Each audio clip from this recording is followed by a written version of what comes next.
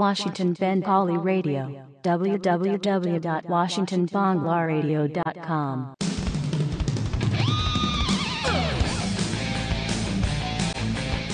Hello, everyone. This is Gurjeet Singh on a cool, overcast 55 degrees morning in Washington, D.C. Our guest today is the beautiful Nikkitasha Marwaha, who we're all very proud of in the Washington area. She's an exceptional dancer and a fabulous actress. Nikkitasha grew up in Fairfax and studied at Northwestern University while she was winning the Miss India Worldwide contest in 2009 at Durban, South Africa, and also competing with remarkable performances in the reality contest Dance India Dance in Season 2. A popular girl loved by all in the Washington, D.C. Indian-American community, Nikkitasha also plays a prominent role in Manan Singh Kapoor's award-winning feature film, 9/11, which will premiere at the first Washington, D.C. South Asian Film Festival next month. Nikkitasha joins us today from Mumbai, India. Hello, Nikkitasha. What's happening in Mumbai this evening? Hi, namaste. It's such a pleasure to be speaking to you. Thank you so much for this opportunity. And Bombay, yes, I am here, and I've settled here for quite some time so I can start working in the industry here. That's great. Let's start off by you telling us, Nikki, is it okay if we call you Nikki? Yeah, absolutely. You can call me Nikki, you can call me Tashu, which is actually, Tashu is my pet name. प्यार से सब मुझे Tashu बुलाते हैं. But if you want to call me Nikki, that's perfectly fine. Okay. Let's start off with Nikki, you telling us a little bit about yourself, your childhood growing up in Virginia. And first of all, I'm really interested to find out how you got such a fabulous, very, very unusual name as Nikkitasha. Yes, it is quite a mouthful for a first name, and people are quite taken by it. And I've been lucky that mom and dad have named me Nikkitasha, and the story behind it is that dad wanted to name me Nikki, and my mom wanted Natasha, which means angel in Russian. So then they combined it and made it Natasha. So I guess their first cooperation, their first compromise that was a complete success, and I'm proud of that. Wow, that is very interesting. So you started to take an interest in dancing and acting at a young age, and which dance forms did you receive formal training for? Yes, when I was about 4 years old, I grew up watching Madhuri Dixit, Karishma Kapoor, Sri Devi. These were my Bollywood divas, and watching them, I caught up to Bollywood dancing very easily. But when my parents noticed that definitely if there was some kind of formal training I had, then, Sone pe suhaaga lag jayega on my dancing. So that was why when I turned 10 years old, my dad kind of forced me into Kuchi Bharatanatyam style, and I was very much against it because, I didn't think that I could do it, or I didn't think it was fast enough. Bollywood was more chatka vatka type of thing. But I'm so glad that my dad pushed me into Kuchipudi dancing. Kuchipudi classical dance comes from Andhra Pradesh, and it's a school in Virginia called India International School. My guru there, Guru Saikanta Raparla ji, she taught me for about 12 years, and finally after learning 12 years of Kuchipudi, I was able to do my Ranga Pravesam, which is a full-fledged 2-hour recital. And after performing for 2 hours, that's when I received my graduation in Kuchipudi dancing. And along the way, I learned ballet, tap, jazz. And, my parents were a huge hand in making sure that dance, that fire inside me was always alive. And Bollywood, of course, I have that bug inside me. So watching the movies, watching Hollywood movies, Broadway, kept me very inclined towards performing art. Mm-hmm. Yeah, actually, I watched your performance on YouTube in the Dance India Dance, where you did the fusion dance, and I noticed that you combined ballet with the Indian classical dance forms really very smoothly, and I really enjoyed the performance you had done. So tell us a little bit about your participation in the Dance India Dance contest. Yes, thank you so much for the compliment for my dance. Dance India Dance was quite a big step in my life, and professionally and personally. I was in college studying at Northwestern University when my dad kind of sent it to ZTV USA to show them that I can be a participant in Dance India Dance, India's Dance India Dance. So once I got shortlisted and went through a couple of rounds of auditions, I was shortlisted to go to Bombay, to Mumbai, and I performed in front of Ramo sir, Geeta ma'am, and Terence sir. And the preparation behind this was major. I don't think that I have ever practiced for a single fusion audition piece more than I practice for that because I was going so far. I was leaving behind my studies, hoping that I could run the entire show for 6 months. I could stay in India and do this. So when I auditioned, I had the hope for that, and I really practiced so hard for it. And yes, in my fusion dance, I did mix those different elements, and I think my ability to choreograph that comes from the fact that I've trained with beautiful and wonderful teachers like Saikanta Auntie. Yeah, that's really good. It shows your commitment to dancing when you do perform. It must have been a very big challenge also to prepare for the Miss India Worldwide crown. So can you share with us a couple of difficult moments that you had faced while preparing for this? Yes, Miss India Worldwide. It was such a big experience for me, but behind it took about 3 rounds to get to that place where I could represent U.S. I mean, I think my entire life, I know how I watched YouTube videos of Priyanka Chopra and Sushmita Sen and Aishwarya about how they would walk and talk when they went for the Miss Universes and the Miss World and even for the Miss Indias, and I didn't think that I would be in that same position. But now that the fact that I had done it really, I think was a blessing. And the biggest really challenge for me was getting there on stage and not being afraid. I think that's the biggest thing, because you are competing against beautiful girls, very smart girls, and very talented girls. And the very unique thing about Miss India Worldwide is that they look at talent as well. They look at your intelligence and, of course, your beauty and poise. So looking at all 3, I agree. I was not the most beautiful girl on stage. I know that. And people may say that. Some people judged it as well. But I was not afraid of my own talent. I knew that I could take myself very far if I believed in myself. So I think those weak moments, I think my parents sparked it in me and said, just do it, Tashu. You'll be just fine. And then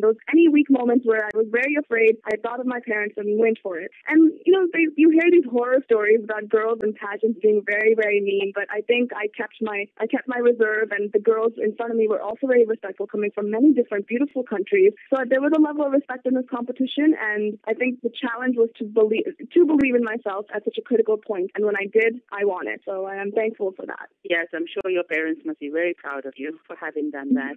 So was 9/11 was 9/11 your very first acting endeavor? And how did you prepare for your role in it?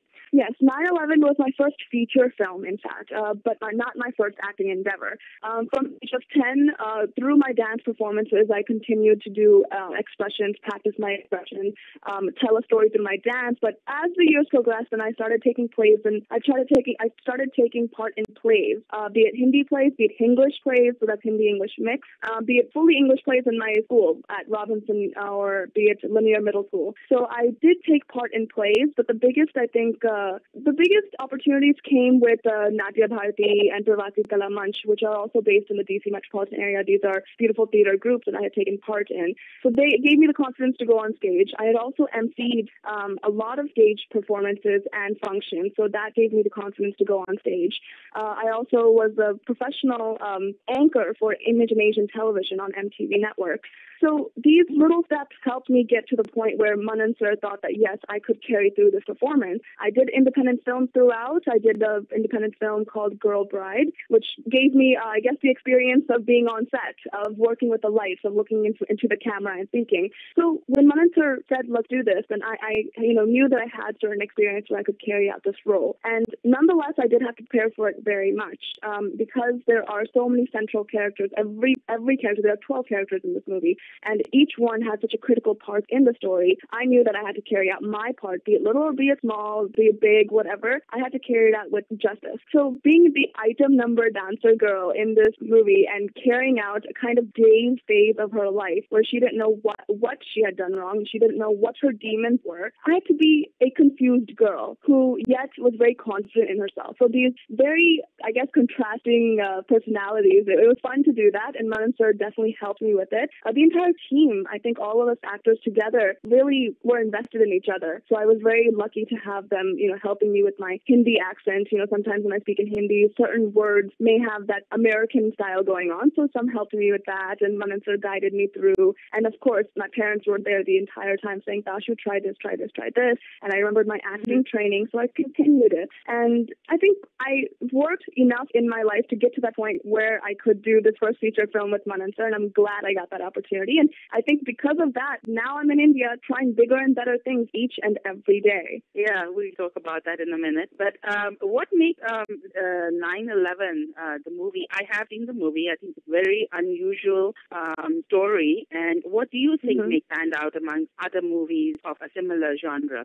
See, 9/11 is a thriller. It is not a gory film. It is not a it's not an only emotional drama-filled film. It's got all the elements. It even has humor in it. It even has a darkness in it. It has this, essence of light in it, some hope in it.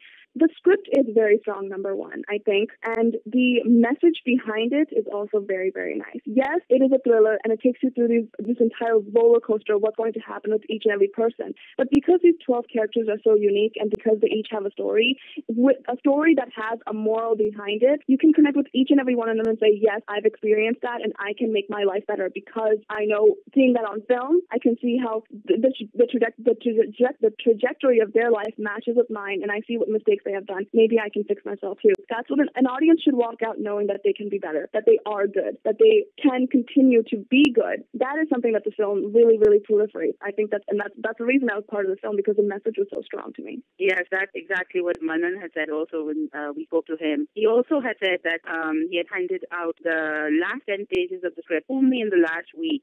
So did you guess correctly? Was not fair. So did you guess correctly as to how it would end?